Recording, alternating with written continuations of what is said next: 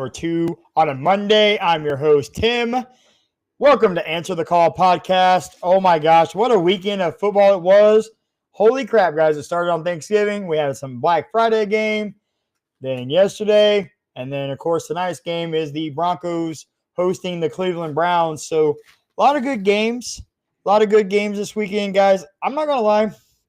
I watched a little bit on the Thanksgiving. I didn't watch the Black Friday. And then I watched a little bit yesterday. But I had fun watching a lot of college games this weekend, guys. It was rivalry on the college side.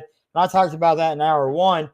But, so I didn't watch as many NFL games as I normally do. And, I don't know. Some of the matchups just didn't intrigue me as much, I guess. But there was a lot of good games nonetheless. It started on Thanksgiving with the Bears and the Lions. Lions win 23-20. And what was a head-scratcher moment at the end of the game, we're waiting. The Bears have a timeout. They don't call timeout. Caleb Williams doesn't call timeout. The head coach, Matt Eberflus, doesn't call timeout. And then we're all scratching our heads like, why? Why aren't we calling timeout? And you could hear Tony Romo on the call. You got to call timeout. You got to hike it now. Call timeout or hike it. Hike. You got to snap the ball. And they didn't. And then it came into they have to just check it up and pray. And it didn't work. And they lose 23-20. To the Lions. And I got to say, guys, I picked the Bears in my hot take of the week, and they let me down, guys. They let me down on this one. And I got to tell you, these Detroit Lions are no joke. They are probably the best team in football. And if you want to argue, well, come at me, bro, because I'm telling you right now, these Detroit Lions, they're playing for a Super Bowl, and they believe that they're going to win this darn thing. And I'm starting to believe it too, guys. I'm starting to get on this Detroit Lion bandwagon on the hype train. And, right now they're the best team in NFL. They win ball games. They win games that they shouldn't. They find ways to win. Great teams will always find a way to win. They continue that on Thanksgiving.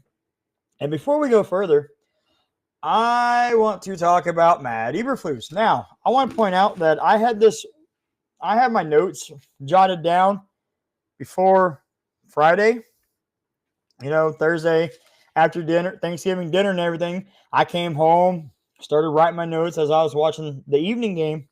But I'm going to read what I had wrote down, and then I'm going to read, what happened. Many of you may already know, but some of you might not. All right, so how do you not call timeout with 30 seconds left? At least set up a play to give your team at least a chance to tie the game. I was just talking about it. You don't call timeout. You literally wasted 25 seconds. 25 plus seconds you guys wasted. I don't advocate for coaches to lose their jobs, but something has to give. Since 2022, when Eberflus was hired, the Bears have a record of 14-32, guys. A record of 14-32. That's not good. I mean, that's not even 50%. So this is the first time Eberflus has been a head coach. He has been a coordinator or positions coach ever since 1994. I think the Bears will wait till the season is over to make coaching changes. Bears should clean house soon as season ends.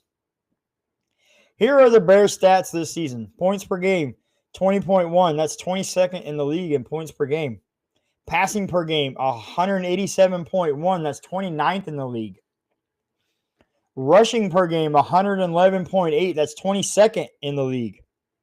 Now, the defense is a little bit better. Points allowed per game on the defense is 19.7.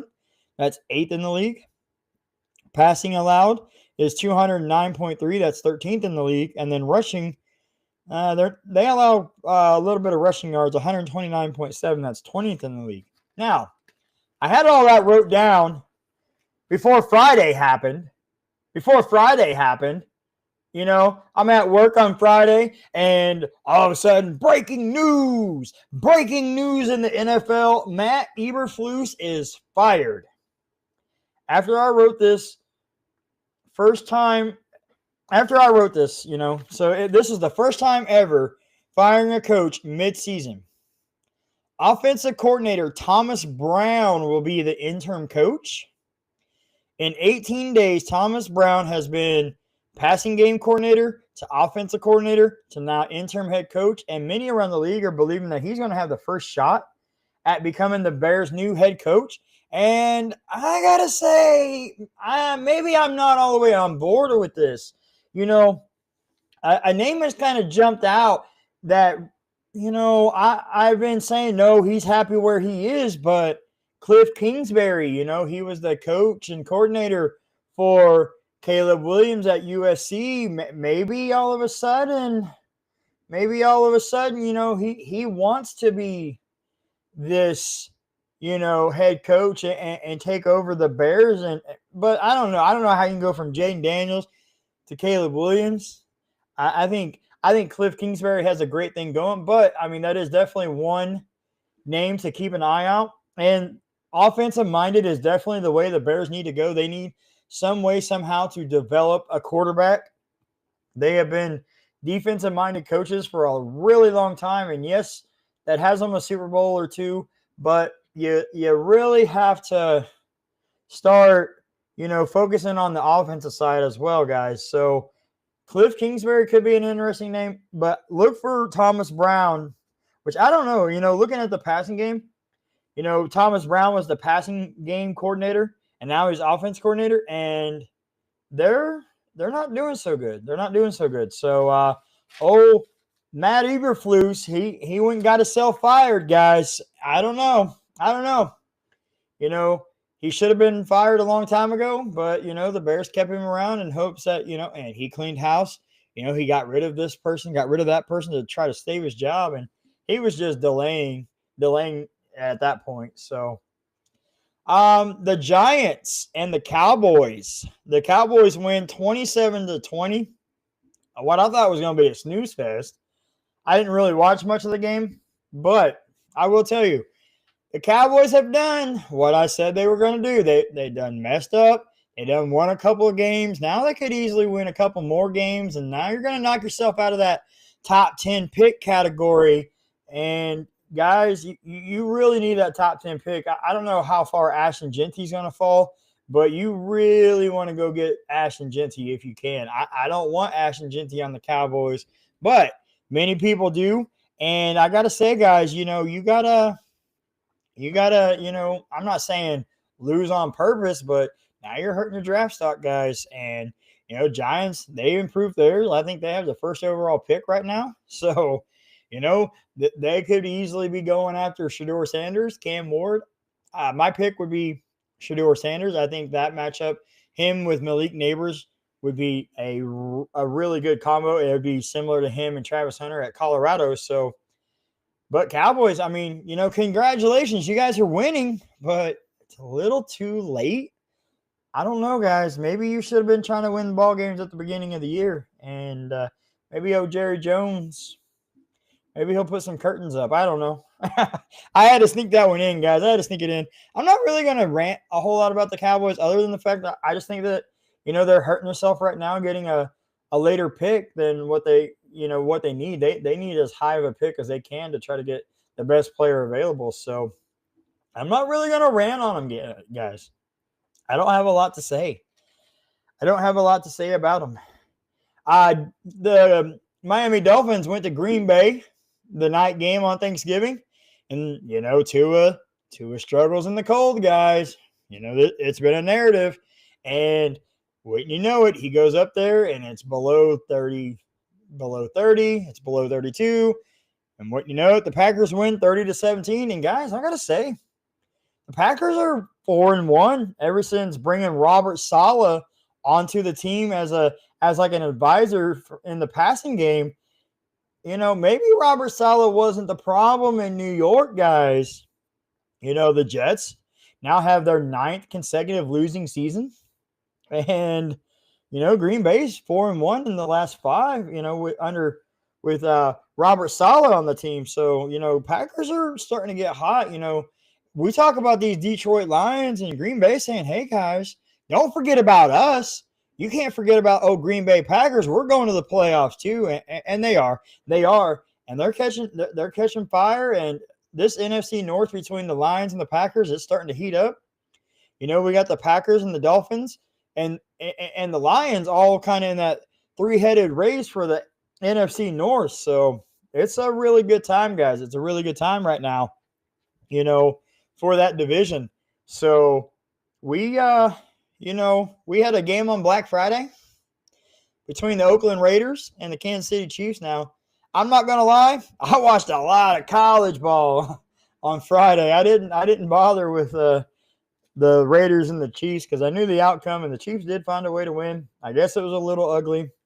I guess the Raiders fumbled in a crucial moment. Like I said, I didn't watch it much. I was focused on the college side this past weekend, the college side. And, in hour one, it was rival week in college football. So I had my focus over there this week, guys. I'm not going to lie, but the Chiefs win 19-17. So kudos to the Chiefs for winning that game. Well, my Chargers, hey, they didn't let me down this week. They found a way to beat the Falcons 17-13. And that actually brings me to my next bit of stuff here, guys. I have something on Mr. Kirk Cousins that I want to talk about. They lose this game 17-13. And Kirk Cousins doesn't have himself a very good game, like at all. Let me read you his stats. 16-23, 147. Oh, no, that's Justin Herbert. He was 24 of 39, 245 yards, 0 touchdowns, 4 interceptions. That ties his most interceptions in a game, guys. So he's not having it, and he also fumbled the ball. So, he's not doing too good. He's not doing too good. And that brings the question, should the Falcons start Michael Penix Jr.? The Falcons are currently 6-6, guys. They're currently 6-6 and sitting in the lead of this NFC South, but that gap is closing. The Bucs and Saints could easily take over, and if Panthers catch fire, they aren't out of it either, guys. That NFC South is up for grabs, all right? Kirk Cousins in the last 3 games, 0-3, 0 touchdowns, 6 interceptions, 4 fumbles. The Falcons are struggling, and a massive reason is the struggle of Kirk Cousins. Now, Penix was drafted in the first round of the NFL draft this past April. When he was drafted, we all knew he would sit behind Cousins, but the struggles of late are starting to The struggles of late are starting to raise some questions and concerns. Now, Cousins signed a big contract this past offseason. We all know that. Like a four-year, $160, $180 million contract. So, but a change could be what the offense needs to get back on track. Now, the offense would have to adjust if Atlanta changes QBs, guys. Cousins is a right-handed, so he's a traditional right-handed quarterback. And Penix Jr. is a left-handed. And I know many of you might, that doesn't make a difference. It does actually make a difference because the way that the ball spins changes and, the protection has to change. The blind side for Kirk Cousins is the left tackle. Well, the blind side for Michael Penix would be the right tackle. And in NFL and in football in general, the left tackle tends to be the better tackle out of the two because they're protecting that blind side. And, like I said, as they're throwing the ball, the rotation of the ball, the trajectory, it changes from being a right-handed to a left-handed quarterback. So a lot does, go into having a right-handed versus left-handed quarterback. The coaching staff may hold off on a QB change, but it's definitely worth monitoring. I know the fans, I know Atlanta Falcon fans are chanting, we want Penix, start Penix. So we're going to have to keep our eye on that, guys, because, this is, that's something. I mean, they're 6-6. And last I checked, let's check out everybody else's standings in the NFC South. So in the NFC South, the Falcons are 6-6. Tampa Bay is 6-6. New Orleans is 4-8 with the loss to the Rams. And Carolina is 3-9. So, I mean, realistically, guys, even the two bottom teams are still in this. All right, we still got a few games left, and if the struggles continue with Atlanta, then Atlanta may miss the playoffs, and then people are going to be like, well, we brought in Kirk Cousins so that way we can make the playoffs, and he was supposed to be this guy that took us to the playoffs, and that didn't happen. So the Rams beat the Saints 21-14, and that brings me to my question here. Should Darren Rizzi be the Saints head coach? Like, should he become the head coach next season? Since taking over as interim head coach, he has turned the team around and bringing out a side of the Saints we haven't seen since the early Sean Payton days, guys. Early Sean Payton with Drew Brees is the last time that we saw this Saints team playing the way that they are. Now, Coach Rizzi is building a culture in New Orleans. I know it's a small sample size and players tend to play better for an interim coach. But, you can't ignore the energy that he brings, all right? He is bringing it. Honestly, it's something that reminds me of Dan Campbell, But let's see. What if it's something more than that, though? What if Rizzi is exactly what the Saints need to get back on top of the NFC South? Back in those glory days when it was Sean Payton and Drew Brees dominating the division. What if Rizzi is what they need to get back on top?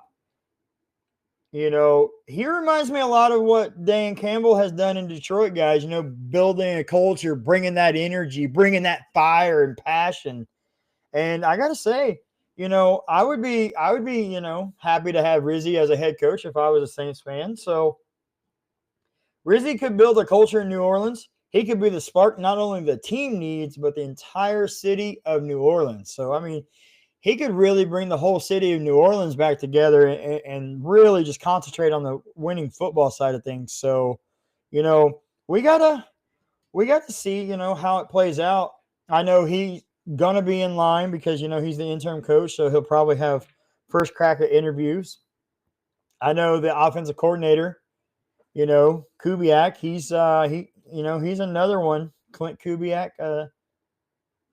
Clint Kubiak. He's another name to keep out there, keep an eye on. But, guys, it is – I got to say, I'd be real happy to have Darren Rizzi. He is – he's a joy to watch. And, I remember his first interview, he's like, I clogged the toilet, so he's not afraid to just be himself. And I really think that a lot of coaches forget how to be themselves because a lot of pressure's put on them, and so they kind of tense up a little bit. But not old Coach Rizzi. So, well, the Indianapolis Colts beat the Patriots 25-24. Wow. Okay. The Colts, I don't know much about this game. I didn't even get to see very much of the highlights, guys. I'm not going to lie. I work now, my schedule, I'm 6 days a week right now. So I didn't even get to tune in before the show today to catch some of the highlights. So I'm literally just kind of looking at the scoreboard and seeing how and giving my opinion about this. But, it was a good game and a 1-point victory for the Colts. So good job there. Good job there. Uh-oh. Steelers. Steelers Bengals. What a high-scoring game this was. Holy crap. The Steelers win 44-38.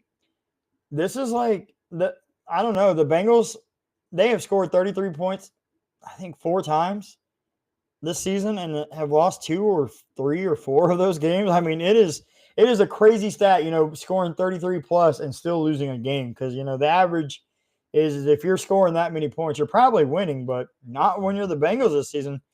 Here lately, the Bengals have been whatever could go right goes right for them. Well, now it's kind of whatever can go wrong is going wrong for them, and they're not catching the break that they're used to catching, guys, and now they lost to the Steelers, and I got to tell you, the Steelers, they're really doing something this year, guys. They are doing something this year. They're sitting on top of the AFC North. They're on top of the AFC North with a 9-3 record. Baltimore Ravens are 8-5 now after the loss to Philadelphia, and we're going to talk about that in just a little bit. But, guys, Baltimore, Pittsburgh wasn't supposed to be this good, guys. They weren't supposed to be this good. They have, washed up Russell Wilson and Justin Fields, who, the Bears didn't want him and all this, all that. And, then Fields finds ways to win the ugly games. And then they make a QB change and everybody criticized them, including myself. I'll admit I was wrong on that. When they made that, I thought, they had all the momentum with Justin Fields, and to go to Russell Wilson, I thought it was going to hurt the team, and it's not the case, guys. All they're doing is winning ball games, and now they're 9-3, sitting on top of the division. So, but Cincinnati is 4-8. I had them at I think 9-8 finishing the season at best. I mean, they're gonna have to win. They're gonna have to win all their games. They're going to have to win the last 5 games, guys. But, I thought the Bengals could make a run. I don't know now. The Steelers are hot. So, we're going to have to see how that goes, We're going to have to see how it goes. The Seahawks and the Jets, 26-21. Jets, 9 consecutive losing seasons. Aaron Rodgers, he wants to come back in 2025. The team doesn't want him. Now he doesn't know if he wants to play for him. So we don't know. We don't know what's happening, guys. So, but, Seahawks, hey, Leonard Williams, you are not making the Coll Out, the Call of Fame, even though you should. But I'm going to tell you, he had a 92-yard interception return for a touchdown against his former team, and I gotta say, that makes me giggle. That makes me laugh, and I think it's funny. And I'm happy that the Seahawks went to New York, New Jersey, and beat the Jets. So the Jets, Jets, just need to go ahead and park it in at the airstrip because they are not taking off this year. Aaron Rodgers is playing horrible. Honestly, I think the Jets should draft a QB, draft him high, and just start the rebuild now, honestly. Just go ahead and get it done and get it over with. Texans, Jaguars, oh my gosh, what a game. What a game. And what a hit, what a dirty hit by the Texans defender. Trevor Lawrence was giving himself up. He was in a slide, and the guy, just targeted him. Tried to take his head off, That would lead to Lawrence leaving the game with a concussion. He actually had to be carted off the field, so I don't advocate for that. I know football is football, but Trevor Lawrence clearly gave himself up, and you drilled him as hard as you could.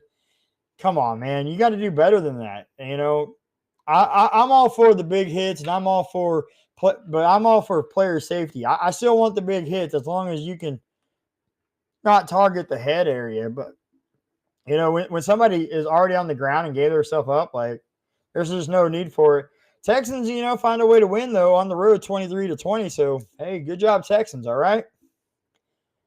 Well, Commanders have kind of been struggling lately. And they kind of flipped the script on this. They got up to like a 28-0 lead on the Titans, guys. And it ended up being 42-19. The 19, I guarantee you, it was a lot of garbage time points. Cliff Kingsbury and everybody was probably like, hey, you know what? I'm sick and tired of losing. And they put up as many points as they possibly could. And hey, good job, Commanders. You got back to winning a ball game. Bucks and Panthers went to overtime, and the Bucks win 26-23. I really thought the Panthers were going to do it, guys. They had the shot, and then they kind of had some trouble too, and that set up the game-winning field goal for the Bucks in overtime. So, well, we got Eagles-Ravens. We got the Eagles and the Ravens, guys. Eagles win this game 24-19. And that honestly makes me kind of wonder about this Baltimore team now. Can the Baltimore Ravens get hot after the bye week, guys? Come on. This week, the Ravens are on a much-needed bye. They have won 3 out of their last 5, but suffered tough losses to the Steelers, division rival, and the Eagles. Going into the game against the Eagles, Lamar Jackson was 23-1 versus the NFC. many people, myself included, thought this was a game the Ravens could win. I mean, after all, Lamar doesn't lose to the NFC opponents, and the Eagles have to lose at some point, right? Well, maybe so, but it wasn't this week. It didn't happen this week, guys. 24-19. Honestly, it has me wondering, can the Ravens make a run in the playoffs? At one point, I thought they might be able to hang with the Chiefs, but not now. Not after this, guys. After this, now I'm kind of scratching my head. I know a few people that listen to the show that are Ravens fans. A guy that I work with. It was actually interesting because the brothers, him and his brother, both work at where I do. And one brother is an Eagles fan and one brother is a Ravens fan. So I'm sure that game got a little interesting for the both of them. But, at one point, I thought they were going to hang with the Chiefs in the playoffs. And I don't know, guys. This is not the same Ravens team that I thought was going to be here this year. They're 8-5 on the year and will need to get hot down the stretch. Right now, they are a wild card team that would most likely play a team like Buffalo at Buffalo. So at the Bills Stadium in the playoffs. And right now, I don't know if you want to play Buffalo at Buffalo. I'm telling you that. So the Ravens need to try and host at least one playoff game. I feel like they need to win the division and get at least one home playoff game. You're not getting home field advantage. So at least win your division. And a lot of the struggles this year, guys, is Justin Tucker. Justin Tucker needs to get hot. He has missed some field goals that we are used to him making, guys. In the 5 losses this year, Tucker is 9 out of 16, 2 of 7 from 50 yards plus. And, he's made 50-plus field goals his whole career. And, he's missing it. He has 8 missed field goals on the season, most field goals in any season of his career. He also has 2 missed extra points to go with that. He definitely needs to start making field goals to help his team. You're leaving points off the board every time you miss field goals, So 9 out of 16, I'm sorry. So 9 times 3, that's 27 points.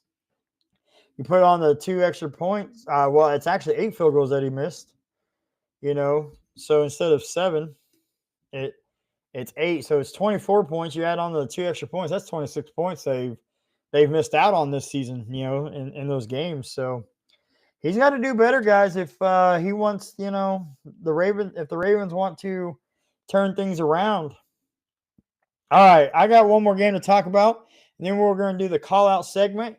And I think that's going to kind of wrap things up. I think we're going to end. The last call is going to be the call out segment, the call of fame, call of shame.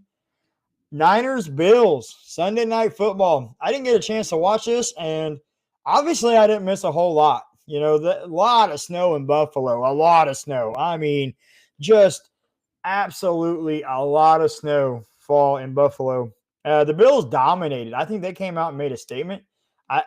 Hey, this is a snow game. This is what we're going to be in the playoffs. And they win 35-10, and I started Brock Purdy in fantasy football. It wouldn't have mattered. I was going to get beat anyway, but he only put up like 1 point. And I mean, come on. Christian McCaffrey got hurt in the game. Now he's probably done for the season, guys. So I'm just going to go and say that the 49ers are done. The 49ers are done this season. They're 5-7. And I mean, they still have a chance. I mean, realistically, they still have a chance, guys. But, the fact of the matter is they're 5-7, last in the NFC West. Seattle 7-5, Arizona and the Rams are 6-6, and San Francisco is 5-7. So, realistically, yes, they are still very much alive. I got to think maybe the Niners season is over. Maybe you start planning for next year at some point, but I don't know, guys. We had some good games, had some not so good games, and I gotta say, Niners, that was ugly. I mean, I had a guy I work with. He's like, "Did you see that game last night?" I'm like, "No." He goes, "Well, you didn't miss much except for a beating." Taysom Hill is out for the season, guys. I just got this breaking news 17 minutes ago. Taysom Hill, he got injured in the game. Test confirmed severity of Saints tight end's knee injury, so he will be done for the season. I'm not sure what it was that he had, but he's done for the season, guys. So, all right, it is the last call, and last call is going to be the Coll Out segment, the Call of Fame, Call of Shame. We're going to start off with the Call of Fame, and one, Caleb Williams. Rookie record most passes without an interception, 209 and counting. So, good job, Caleb Williams, man. You've been getting some criticism and some head scratcher moments, but the fact that you've thrown that many passes without an interception is a good job. Most passes without one. So, good job there, man. Good job there. Well, a call of shame. How we got a call of shame on this one. New York Giants have set NFL record for the most games without intercepting a pass. They have gone 11 games without intercepting a pass, or not getting a turnover via interception. NFL record. That is not a record you want, guys. That is not a record you want. What are you guys doing? Do better. All right, Call of Fame. And I feel like, golly, I feel like somebody on this team is on the Call of Fame every week, guys. I mean, we might as well just name it the Detroit Lions show at this point, huh? Because Call of Fame, Jared Goff is only second QB since 1950 to have a 10-game winning streak with multiple teams. Can you guess the other one? Peyton Manning. Peyton Manning is the only other one. Also, I want to point out that Jared Goff has 100 passing touchdowns on multiple teams. I'm assuming Peyton Manning is the other one to do that, or maybe it's Tom Brady. One of those two. So, he also has 100 touchdown passes with multiple teams. So, also, the Detroit Lions have tied record for longest single season win streak, 10. And they tied 1934, the 1934 Detroit Lions. So, good job, Detroit Lions. Good job, Mr. Jared Goff. Call of Fame. All right. CeeDee Lamb. Most career games with 10-plus catches in Cowboys history.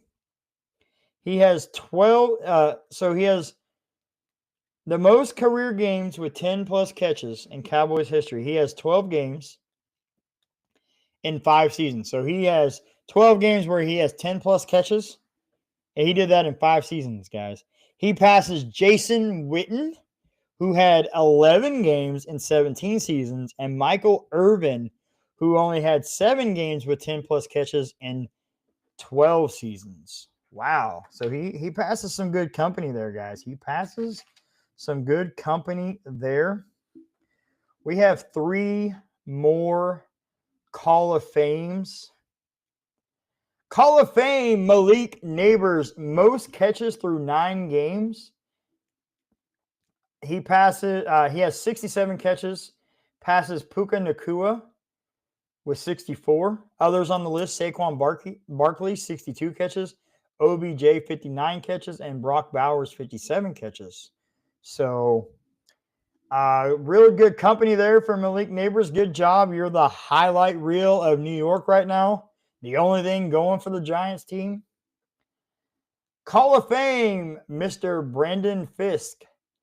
Most sacks by a Rams rookie through first 11 games with 6. He passes Aaron Donald and Robert Quinn with 5. Also, rookie Byron Young has 5. So that Rams rookie defensive line is stacked, guys. Brock Bowers, he's just a couple of catches away from being the most catches by a rookie tight end. He's sitting at 84, guys. Only Sam Laporta with 86 stands in his way. And so I'm sure next week, now on Monday's show, we're going to be Brock Bowers' most most catches by a rookie tight end, guys. So that is the Call Out, the Call of Fame, Call of Shame segment, guys. And I got to tell you, that was a good list.